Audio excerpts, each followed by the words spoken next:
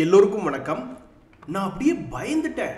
என்னடா ஒரு 2 நாளா நம்மளுடைய மார்க்கெட் ரொம்ப சந்தோஷமா வச்சுக்கிட்டு இருக்காங்க. இன்னைக்கு என்னடா கும்பக்கரடிகள் காலையிலேயே வந்துருச்சு அப்படின்னு ஒரு மாதிரி மனசு கஷ்டமா இருந்தது. அதுக்கப்புறம் இல்ல, கரடிகளுக்கு இப்போதைக்கு இடம் இல்லை அப்படின்ற மாதிரி மார்க்கெட் இப்போ பார்க்கக்கூடிய நிலைமையில ஒரு 60 பாயிண்ட் என்பது பிளஸ்ல தான் இருக்கு. ஓ மை காட், குருநாதா என்ன இது, ஏன் இப்படி ஆச்சு அப்படின்ற மாதிரி இன்னைக்கு ரொம்பவுமே சுவாரஸ்யமான ஒரு விஷயம். அதாவது இந்த ஓலா எலக்ட்ரிக் அப்படின்றது இன்னைக்கு பெரிய அளவில் ஏறி இருக்கு. காரணமே பார்க்க வேண்டாங்க, அவன் ஏதோ ஒரு காரணத்தினால ஏறிட்டு போறான். ஆனால் அவன் என்ன வேலை செஞ்சிருக்கான் அப்படின்னு பார்த்தீங்கன்னா, இந்த ஓலா எலக்ட்ரிக் 15% ஏறிய பொழுது இந்த டாடா மோட்டார் என்பது 1.5% இறங்கியிருக்கு. ஒருவேளை யார் ஃபர்ஸ்ட் வர்றாங்க அப்படின்றது முக்கியம் இல்லை, லாஸ்ட்ல யார் ஃபர்ஸ்ட் வர்றாங்க அப்படின்றத முக்கியம். அப்படின்ற மாதிரி ஒருவேளை டாடா மோட்டர் பல காலங்கள் கழித்து அப்புறமாக்கி இது லாஸ்ட்ல ஃபர்ஸ்ட் வருதா என்னன்றது பொறுத்து இருந்தா பார்க்கணும்.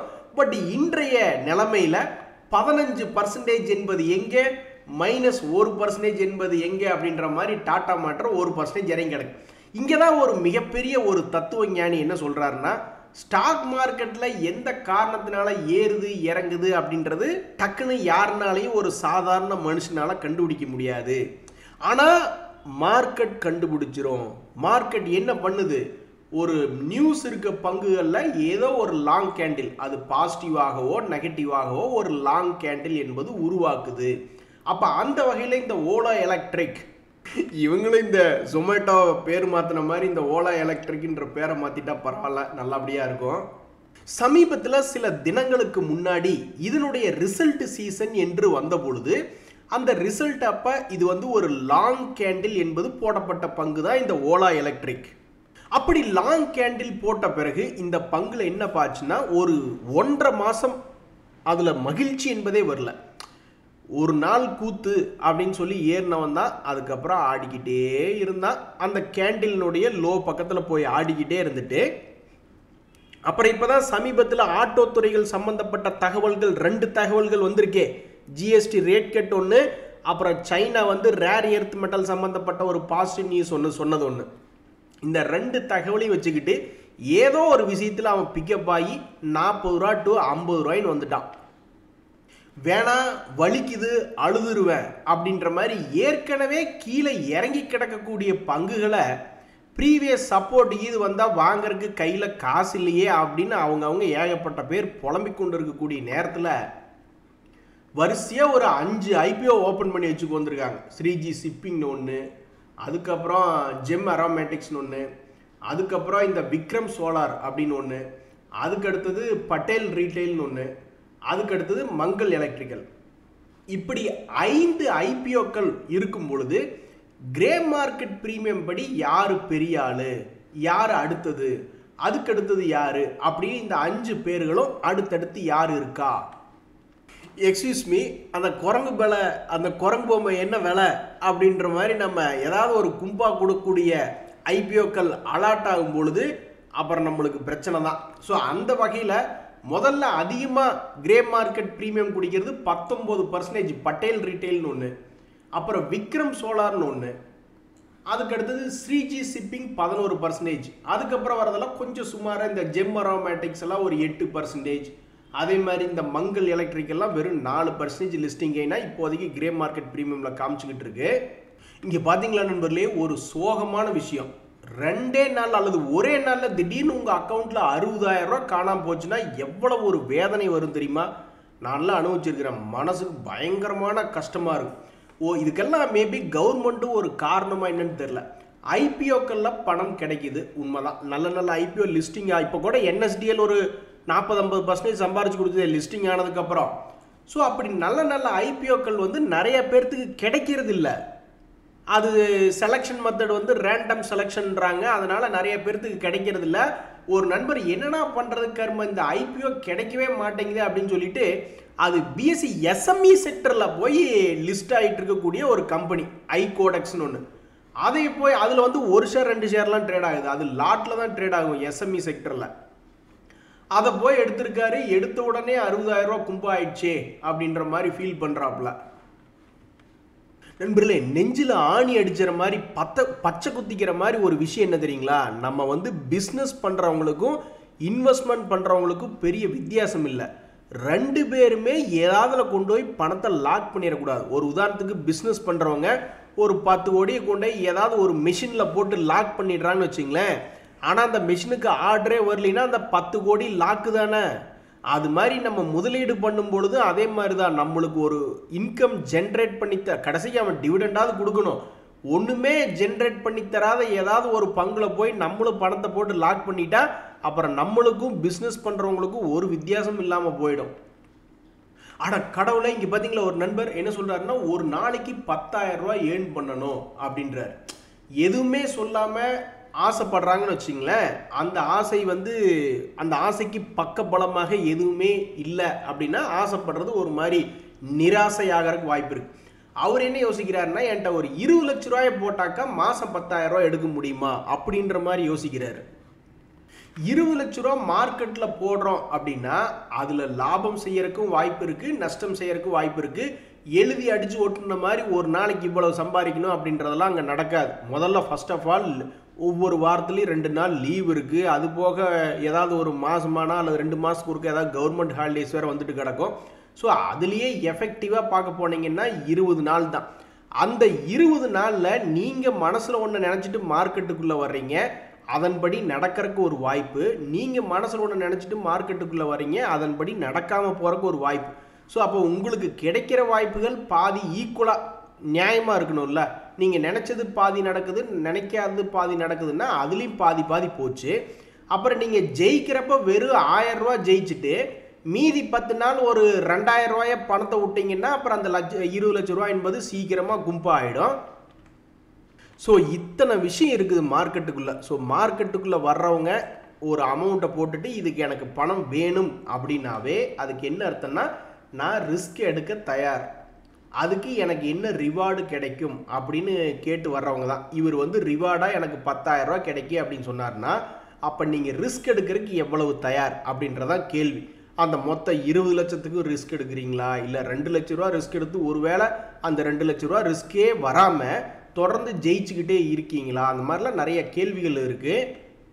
ஸோ 20 லட்ச ரூபா அப்படின்றது கையில் கிடைச்சதுக்கப்புறம் மார்க்கெட்டில் ஒரு மாதத்துக்கோ அல்லது வாரத்துக்கு ஒருக்காவோ அல்லது ஒரு நாளைக்கு ஒருக்காவோ சம்பாதிக்கக்கூடிய வாய்ப்புகள் என்பது இருக்குது. ஆனால் அதே சமயம் ரிஸ்க்கும் இருக்குது.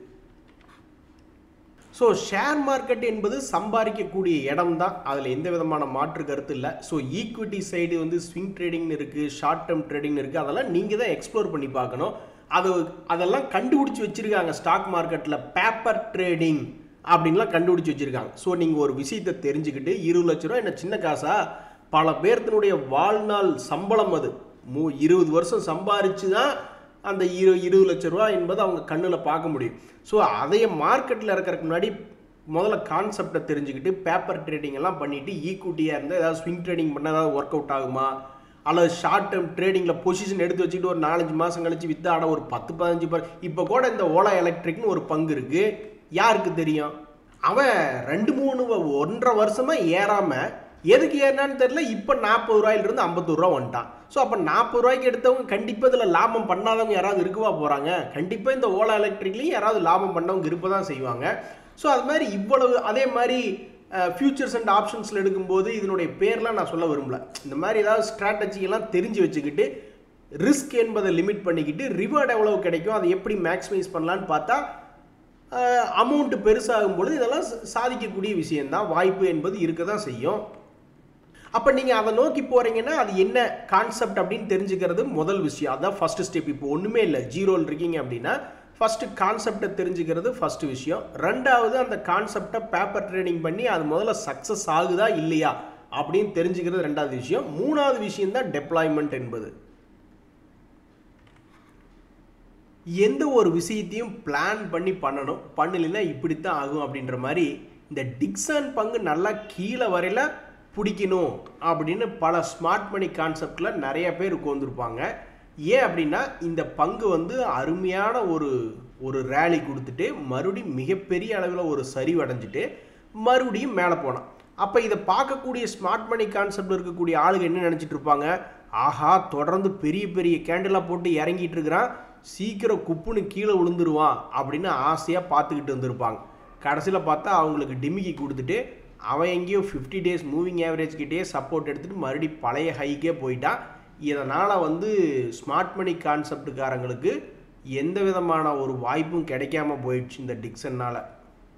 நண்பர்களே, இந்த டாம்ஸ்னு ஒரு ஷேரு அது எதுக்கு இப்போ தலையில் கரகம் எடுத்து வச்சு ஆடிக்கிட்டு இருக்குன்னு தெரியல. 10%க்குள்ளே கடந்த சில நாட்களாக பார்த்தீங்கன்னா, ஏன் உனக்கு என்னப்பா ஆச்சு, ஏதாவது இந்த ஏதோ சொல்லுவாங்க இல்லையா, வெறி நாய்க்கு இது கடிச்சிருச்சா அப்படிம்பாங்கள்ல, அந்த மாதிரி இது எதுக்கு இப்படி ஒரு 2-3 வாரங்களுக்குள்ளேயே இப்படி எதுக்கு மூவ்மெண்ட் கொடுக்குது அப்படின்றது எல்லாத்தினுடைய கேள்வி. எதுக்காக இந்த டோம்ஸ் அப்படின்ற பங்கு மேலே போனால் கீழே இறக்கி விட்டுறாங்க, கீழே போனால் மேலே வருது, எதுக்காக நீ இப்படி பண்ணிக்கிட்டு இருக்க?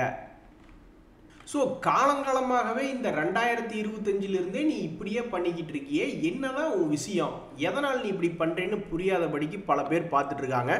ஸோ 200 டேஸ் மூவிங் ஆவரேஜ் கிட்ட ட்ரேட் ஆகி கொண்டு இருக்கக்கூடிய ஒரு பங்குகளில் இந்த டோம்ஸ் இண்டஸ்ட்ரீஸ் அப்படின்றது ஒன்றா இருக்குது. இனி ரிமைனிங் இந்த வருஷத்தில் இருக்கக்கூடிய 6 மாதத்தில் இது என்ன பண்ண போகுது அப்படின்னு தெரிஞ்சுக்கிறதுக்கு ரொம்ப ஆர்வமாக இருக்குது. காட்ஃப்ரை பிலிப்ஸ் இந்தியா, நீ எங்கள் வாழ்க்கையில் ரொம்ப விளையாடுற அப்படின்னு இந்த ஐடிசி ஷேர் வச்சுருக்கிறவங்களாம் ரொம்பவுமே மனசுடைஞ்சு போயிருப்பாங்க. இந்த காட்ஃப்ரை பிலிப்ஸ் என்பது ஊதுகுழல் விற்கக்கூடிய, அதாவது சிகரெட் விற்கக்கூடிய ஒரு கம்பெனி. இந்த கம்பெனி தொடர்ந்து ஏறிக்கொண்டே இருக்குது. கீழே விழுந்தாலும் மறுபடியும் ஏறிடுறான். இந்த 2025 பார்த்தீங்கன்னா எவ்வளோ முறை கீழே விழுந்தாலும் மறுபடியும் ஏறி இப்போ கடைசிக்கு மறுபடியும் மேலேயே தான் இருக்குது. இது எப்போ கீழே இறங்கும்னு நிறைய பேர் பார்த்துக்கிட்டு இருக்காங்க. இப்போ இந்த ஐடிசி என்ன சொல்லிக்கிறாங்கன்னா, நாங்கள் சிகரெட் விற்கிறதுல தாங்க எங்களுக்கு ஒரு 42% வருமானம் வருது அப்படின்னு ஒரு விஷயம் சொல்கிறாங்க. அது மட்டும் இல்லாமல் இந்த நம்ம இந்தியாவில் டொமஸ்டிக் சிகரெட் மார்க்கெட்டில் 80% மார்க்கெட் ஷேர் எங்ககிட்ட தான் இருக்குது அப்படின்னு சொல்லிக்கிறாங்க. இப்போ இந்த காட்ஃப்ரை பிலிப்ஸ் அப்படின்றத எடுத்து பார்த்தீங்கன்னா, அவங்களுடைய ஒரு குவார்ட்டருக்கு உண்டான வருமானமே 356 கோடி தான். ஒன்றுமே இல்லை, ரொம்ப ரொம்ப சாதாரணமான ஒரு 356 கோடி தான் வருமானம். இதே இந்த ஐடிசியினுடைய வருமானம் எடுத்து பார்த்தோம்னா ஒவ்வொரு குவார்ட்டர்லேயும் அது அசால்ட்டாக 5000 கோடியெல்லாம் அசால்ட்டாக வருமானம் பண்ணி கொண்டு இருக்கக்கூடிய ஒரு கம்பெனியாக ஐடிசி இருக்குது. அப்போ இதில் பாதிக்கு பக்கம் கிட்டத்தட்ட சிகரெட் விற்று தான் சம்பாதிக்கிறாங்க. ஸோ இந்த மற்ற செக்டர் கூட விட்டுருங்க, எஃப்எம்சிஜி அல்லது அக்ரி பிஸ்னஸ்ஸு அல்லது பேப்பர் போட்ஸு, அப்புறம் ஹோட்டல் பிஸ்னஸ் தான் தனியாக ஒரு மாதிரி பிரித்து தான் நம்ம படிச்சுக்கிட்டு இருந்தோம். அது போக ஐடி சொல்யூஷன்ஸ். அப்போ உனக்கு என்னதாயா பிரச்சனை ஐடிசி, என்னையா உனக்கு பிரச்சனை அப்படின்ற மாதிரி பல பேர் பார்த்துக்கிட்டு இருக்காங்க. யானைக்கு ஒரு காலம் வந்தால் பூனைக்கு ஒரு காலம் வராமையாக போயிடு அப்படின்ற மாதிரி. இப்போ இந்த ஹீரோ மோட்டார்ஸ் அப்படின்ற ஷேர் ரொம்ப நாள் படுத்து கிடந்து ஏறுனா, பஜாஜ் ஆட்டோ ரொம்ப நாள் படுத்து கிடந்து அப்புறம் ஏறுனா, அந்த மாதிரி இந்த ஐடிசிக்கு ஏதாவது ஒரு காலம் வராதா அப்படின்னு பார்த்துக்கிட்டு இருக்காங்க. உனக்கு காலம் வர்றதுக்குள்ளே நாங்கள் கிளவனாயிரம் போல இருக்கே அப்படின்ற மாதிரி அந்த ஷேர் ஹோல்டர்ஸுடைய மைண்ட் வாய்ஸாக இருக்குது. எல்லாருமே சந்தோஷமாக இருக்காங்க. அதாவது இந்த பங்கு அப்படி மேலேயாவது 500 ரூபா பக்கத்துலையாவது நின்றுட்டே இருந்திருக்கணும். அதுவும் இல்லை, 500 ரூபாயிலிருந்து 350 போய் பயமுறுத்தி இருக்கான். அதுக்கப்புறம் இப்போ மறுபடியும் 408 ஆடிக்கிட்டு இருக்கு. எல்லாருமே சந்தோஷமாக இருக்குல்ல, நீ ஏயா இப்படி இருக்க அப்படின்ற மாதிரி இருக்குது. இதுக்கு ஏதாவது ஒரு தனியாக ஸ்பெஷல் விளக்கு பூஜைக்கு ஏதாவது எடுத்து முட்டி ஓட்டு நடக்கணுமா இல்லை என்னன்றதே தெரியலையே. ஸோ இந்த ஐடிசி லிமிடெட் இந்த 2025 வருஷத்தில் ஒரு மகிழ்ச்சியும் கிடைக்கல. ஆனால் அதே சமயம் இன்னொன்று கவனித்து பார்த்தீங்களா, ஒரு சந்தோஷம் என்னென்னா, இந்த ஐடிசி ஹோட்டலை பிரித்து விட்டதுக்கப்புறம் அது 150 ரூபாயிலிருந்து அப்போவே பல அறிஞர்கள்லாம் சொல்லிக்கிட்டு இருந்தாங்க, என்றைக்குமே ஒரு பெரிய பிஸ்னஸ்லேருந்து ஒரு சின்ன பிஸ்னஸை பிரித்து விட்டா சமீபத்தில் ஏதோ அவன் மேலே ராக்கெட் மாதிரி போய்கிட்டு இருக்கான் அப்படின்ற மாதிரி பார்த்து கொண்டு இருந்த வேலையில் ரிலையன்ஸ்லேருந்து ஜியோ ஃபினான்ஸை பிரித்து விட்டு அவனுக்கு கீழேருந்து மேலே சம்பாரித்து கொடுத்தா, அது மாதிரி எத்தனையோ சம்பாரித்து கொடுத்தாங்க.